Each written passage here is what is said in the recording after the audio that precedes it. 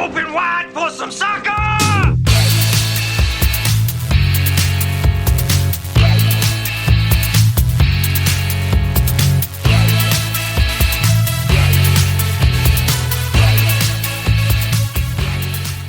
Good afternoon and welcome all you Super League fans. Oh my. We got a number one Super League podcast in the country. We're getting punchy over here. We're gonna claim that right away, guys. It's the Canada Cup here in Halifax, Nova Scotia. Recording on the 20th of April. 420, guys, so hopefully we're all doing pretty well here. And wow, it has been a hell of a couple days. We didn't record yesterday, so you're probably getting our episode a little late. Apologies for that. But, man, just so much on the go. Champions League games last week. Leeds game this week. Boys, in our pre-show, we didn't even talk about Mourinho getting sacked. Jose Mourinho getting sacked is like the smallest story. Shout out Jose Mourinho to be the only Super League manager to get sacked. He truly is the special one.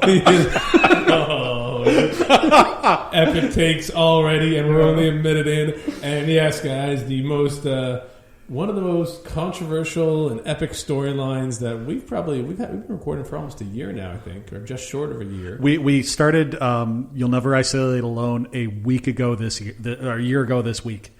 So this is our 1 year anniversary? Yeah. What a hell of a way to kick it off. Yeah. And yeah, sorry boys, introduce yourselves. Ben, John, good to see you. Yeah. No time for this, guys. We got to get right into it. We're on a schedule here. We are on a tight schedule because we want to get to the Leeds game. We want to get to Real. We'd love to talk about Mourinho. But holy crap, guys. It's been a hell of a weekend, hell of a time. And yes, the Super League, the European Super League is floating? Is it dead? At about 6 p.m. Atlantic Standard Time. Ben, where do we stand? All right, well, allow me to christen the ground for those of you living under a rock on Mars. So, Sunday evening at around midnight UK time and auspiciously 7 p.m. or 6 p.m. Boston time, the most elite clubs in Europe announced that they're all members of the new Super League, which went about as well as you would have expected. Widespread condemnation, widespread hatred, and but the clubs were fine, and off we went. So basically, from that point on, everybody was freaking out on Twitter, including myself, calling out Liverpool, just commenting on their official feed all the time. So that was Sunday night. All day Monday, everybody was just angry. Just doom scrolling all day. It was bad. Liverpool plays Leeds. Of course, there's a big fan protest outside Bramall Lane. That's not Bramall Lane. Ellen Road. Road. Thank you. Jeez, sorry. I was thinking to myself too. Yeah, you can see where my mind's been. Of course, the game goes on. James Milner and Jurgen Klopp make their comments, and that brings us to today, where this morning more people are angry. More people are angry until Chelsea. I mean, who would have thought? The fans, Russian oligarch. Yeah, the fans go to the street, and Roman Abramovich allegedly made this decision this morning. Somebody close to Roman Abramovich decides that they want out, which flicked the first domino. So at the time of recording, Man City has officially pulled out of the Super League. Chelsea have announced that they are pulling out of the Super League as soon as possible. So take that as you will. Atletico Madrid is saying essentially the same thing, that they are pulling out as soon as possible. Barcelona is saying that they're going to leave it up to their board, which is kind of a way of pushing off responsibility. I've got somebody else who pulled out here, Ben. Tribus, the official watchmaker of Liverpool, just saw that, has pulled out of their sponsorship of Liverpool because of the Super League.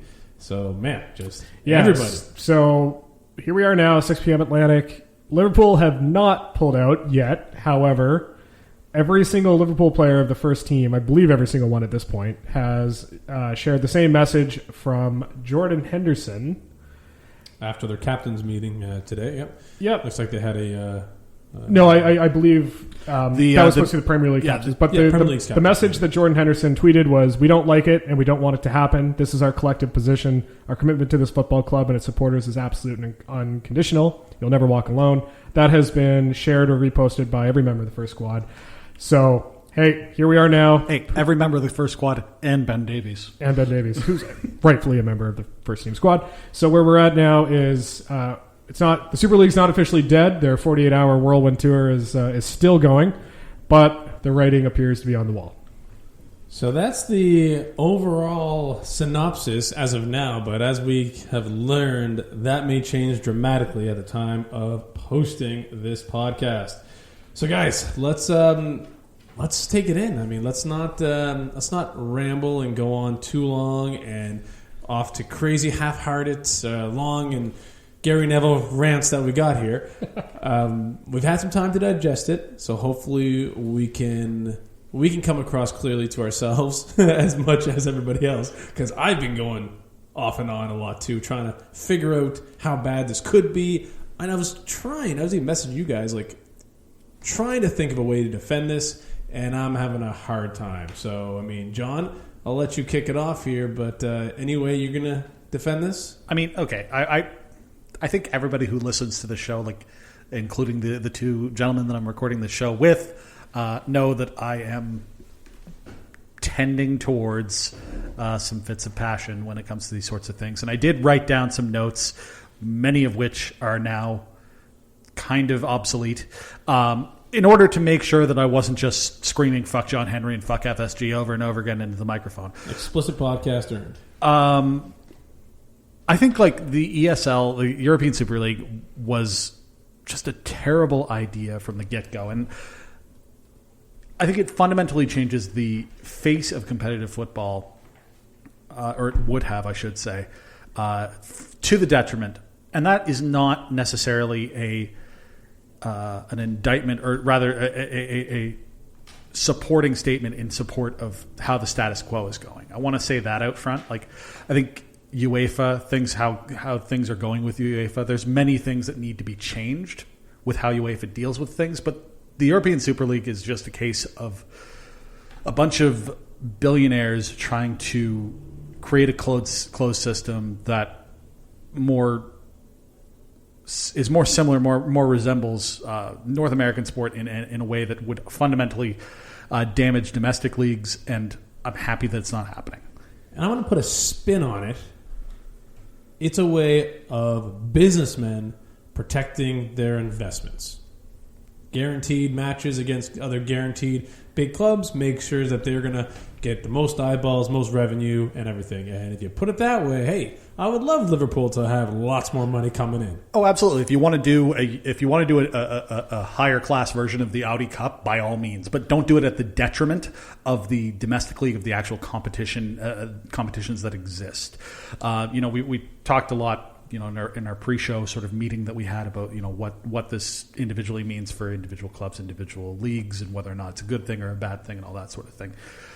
The thing that it says to me is, like, you take a look at the English league, you have a situation where you've got the traditional top six, which are going to traditionally challenge for the league title, and they're going to be the six names that you consider being the challenger for the league title almost every year. Absolutely.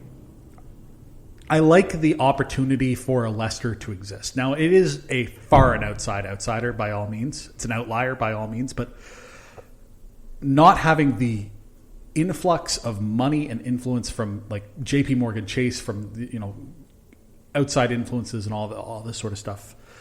I'm trying to keep myself brief here on this. I just think that, like, this would have fundamentally changed if everybody remained in the Premier League. It would have fundamentally changed the Premier League to its detriment. We never would have seen another Leicester. There would have never been a chance for a Wolves to break into the top four. West Ham could have never finished above Liverpool ever again, and that's sad to me. Well, I don't know if I would say that none of that could ever happen if they were still in those leagues. But Ben, do you see it being as such a detriment to the Premier League if this happened as well? Yeah, I'm gonna have to agree with John on it. I mean, I'm a little more, I would say, pragmatic about a lot of these things. So, I mean, I'm not gonna get as dramatic in as a lot of people online have gotten about how this is would be the death of the game as we know it. It would change it, I think, certainly. I think in principle, but I think in the short term, I don't think it would have changed things all that much. Where I get kind of cynical about the whole thing is that I felt that this has kind of been brewing as a concept for probably the past 2 to 3 decades, really since, I mean, the formation of the Premier League and Sky Sports and the lucrative deal the approval of Roman Abramovich as an owner, Man City, same thing, FSG. Our hands are not clean. This was kind of the natural progression. So when it was announced, I was not surprised. The benefit of hindsight is 2020. It does look like it's kind of crumbling now. So I mean, I don't want to say I thought it was doomed to fail. I did have my skepticisms of it, but no, I don't think it would have completely changed everything. I think it would have eventually, but I think that would have been a decade out that we would see really the death throes. I think this would have been the beginning of the end for a lot of these things. Happy we're at a place now where it looks like it's not going to be happening, but I think it would have taken a bit of time. So for me, I could try to spin it different ways and try to make it sound like, you know what, it could help, it could make things better. There's a way for all this to coexist. In the end, I really feel like I'd be grabbing at straws with a lot of that. But the biggest problem is, and it's kind of what Pep Guardiola said there, and Klopp's been against it for a while, is just the automatic qualification. Like, you guys are in it no matter what. And you want best on best to be earned. I mean, even here in Canada, when you see the World Cup of Hockey or the Olympics or whatever it is, you want to see teams earn their way in there and actually get to play, and then they can make some good runs in it. Yes, okay, Canada, U.S., Finland, Russia are going to be the top teams. Sweden's in there, but in general, they all still have to earn their way, and they don't just get the automatic qualification for being in there. But I was listening to TSN Radio earlier on my way over here, and an old friend of ours, he was on the podcast once a while back. Our first and only guest. First and only guest from TSN Radio, actually, John Still. He had joined us when we did You Never Ice It Alone, and he made an excellent comparison that it hit me like a ton of bricks while I was driving. Thankfully, I was safe driving. And he said, imagine if the original 6 of the NHL, Montreal, Boston, New York, Toronto, Detroit, and Chicago, automatically get in the playoffs every year, no matter how good they are. Exactly. And I think another great example that I heard that I think resonated with a lot of Americans, because as John pointed out, this was a big Americanization of a very European concept, was the college football thing. And I think college football is a little more akin than the NHL is, because in the case of college football, you have different conferences across the country. So you have the SEC, which is the South. You have the Big Ten, which is kind of the Northeast, Midwest. Mm-hmm. If they've created something where Alabama, Ohio State, Clemson guaranteed would always be in their own Super League, that they wouldn't have to deal with the rest of it, it would destroy college sports because nobody would want to watch anything else. Mm-hmm. And nobody else would want to go to any of those colleges. Right, 100%. If you were a high school blue chip prospect, you're going to go to Ohio State, Alabama. You're not going to go to Notre Dame. You're not going to go to wherever else. So I think if we can put it in North American terms, I think it makes a lot more sense. And quick break, just Brighton and Chelsea just drew, despite Brighton being down to 10 men for a bit. So. Oh, damn. I saw 0-0 there, but I didn't see that they have a down a man. Adam Lallana is currently holding the match ball, so shout out. But like you say though, JP, like it is very much a case for me where I absolutely want Liverpool to win every match that they can. And I hate it when we lose, but the thing that I like about us losing when we do lose is that it matters. It means something. The actual case of losing a match, and if we end up finishing outside of the top 4 or the top 6 or whatever permutation of this season comes out, it has an actual impact on what we're doing next year. It means something into our long term, whereas with this European Super League, it wouldn't have. We'd still be in the Super League. We'd still be making that money. And we wouldn't have felt earned. It wouldn't have felt like there was any stakes to anything. And you and I talked the other day, last week when we were driving home, about how pretty much every Premier League match, there's the odd case where it's 13 versus 14. Neither of them are going to be relegated, and neither of them are going to push for Europe. Those matches don't really matter, but for the most part, every single match in the league means something. It has stakes. Every single goal, every single tackle, every single minute in every Premier League match kind of has stakes, kind of has a point. I'm going to counter this one here, because I brought this up to the guys. And again, reminder, I'm not supporting the Super League. But there are plenty of games, even outside those, like Sheffield